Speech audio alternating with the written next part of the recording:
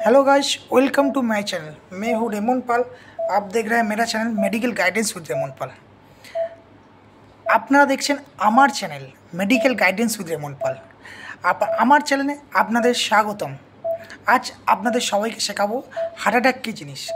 Heart attack এখন আমরা common দেখতে পাই সব জায়গায়। আমরা অনেক জায়গায়, অনেক নার্সিংহোমে, রাস্তাঘাটে আমরা রেয়ার শুনতে পাই যে ওই পেশেন্টটা কিংবা ওই রুগীটা হার্ট অ্যাটাকে মারা গেছে। তো হার্ট অ্যাটাক কী জিনিস আসুন আমরা জেনে নিই। হার্ট অ্যাটাক কী জিনিস?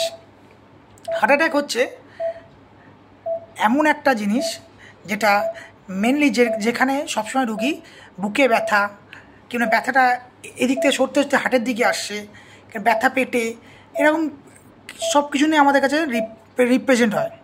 তখন আমরা কি করি, যে কোনো অ্যাসিডিটিক কোনো সিরাপ কিংবা ওষুধ ট্যাবলেট দিই।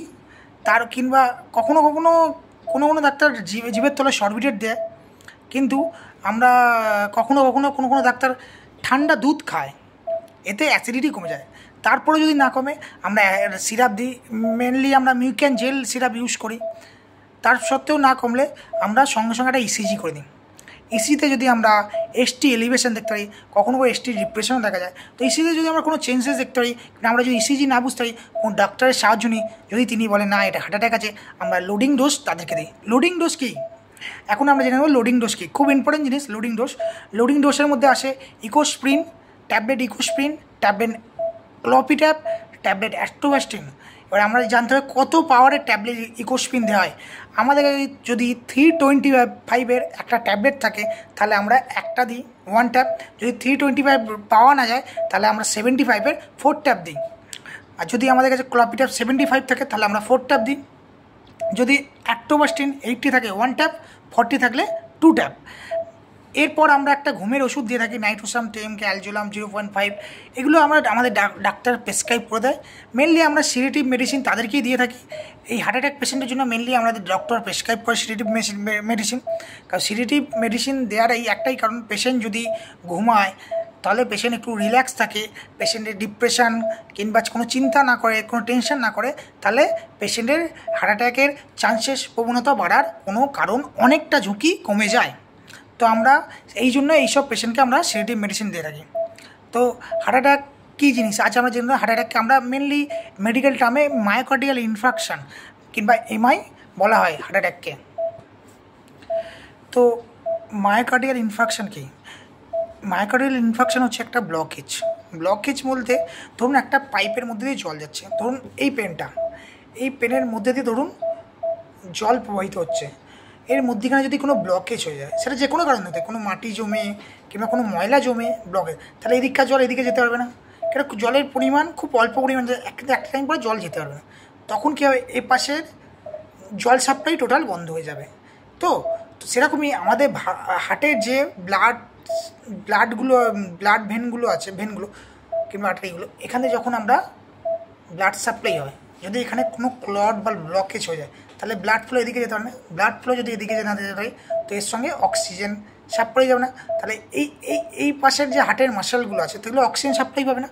তো আমরা তখন কী ফিল করব, বুকে ব্যথা কিংবা হার্টের বিভিন্ন জায়গায় ব্যথা, চেস্ট পেন, এসব ফিল করব। তার মানে হার্টের মাসেলগুলো ঠিক করে অক্সিজেনেশন পাচ্ছে না। তখন তাদেরকে আমরা বলা হবে হার্ট অ্যাটাক। হার্ট অ্যাটাকের অনেক রকম সিমটম দেখা যায়। হার্ট অ্যাটাকে অনেক রকম সিমটম দেখা যায়। সিমটমগুলোর মধ্যে যেমন হচ্ছে, প্রথমত আমরা চেস্ট পেন ধরতে পারি, তারপর ঘাড়ে ব্যথা, পিঠে ব্যথা, আর্মসে ব্যথা, এইরকম ব্যথা দেখতে হয়। তারপর মেনলি ডিপ্রেশন, অ্যাংজাইটি, বুক ধরপড় করছে, হার্টবিট বেড়ে যাচ্ছে, এরকম অনেক কারণে হার্ট অ্যাটাক হতে পারে। তো হার্ট অ্যাটাকের জন্য আমরা বললাম একটা ইসিজি করে দেবো। ব্লাডের কিছু টেস্ট হয়, কিছু টেস্টের মধ্যে কী পড়ে, ট্রপটি কিংবা ট্রপাই কোয়ান্টিটি। আর ব্লাডের রুটিন টেস্টগুলোর সঙ্গে আমরা কী দিই, সিপিকে এমবি, এগুলো মেনলি তখন বেশি থাকে। তো আমাদের মেন কাজ কি, আমাদের এগুলো দেখার পর আমরা অ্যান্টিকোয়াগুলেন্ট ড্রাগ দেবো। তার সঙ্গে আমরা লো মলিকুলার হেপারিন ইউজ করি, সে ডাক্তাররা অ্যাডভাইস করবে। আর নেক্সট হচ্ছে আমাদের রেফার টু হায়ার সেন্টার। যদি আমাদের কাছে যদি অ্যাঞ্জিওগ্রাফি অ্যাঞ্জিওপ্লাস্টি ব্যবস্থা না থাকে আমরা হায়ার সেন্টার রেফার করি। কারণ অ্যাঞ্জিওগ্রাফি অ্যাঞ্জিওপ্লাস্টি করলে আমরা কোথায় ব্লকেজ হচ্ছে ব্লকেজের জন্য স্টেন বসাতে পারি, ঠিক আছে।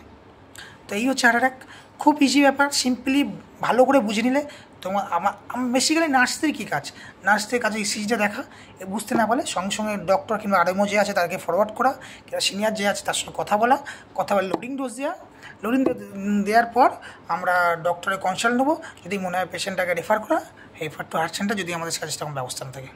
তো এইটুকুনি কাজ নার্সের। তো নার্সদের জন্য বেশি কিছু নয়, কিছুটা আমাদের লোডিং ডোজগুলো মাথায় রাখতে হবে।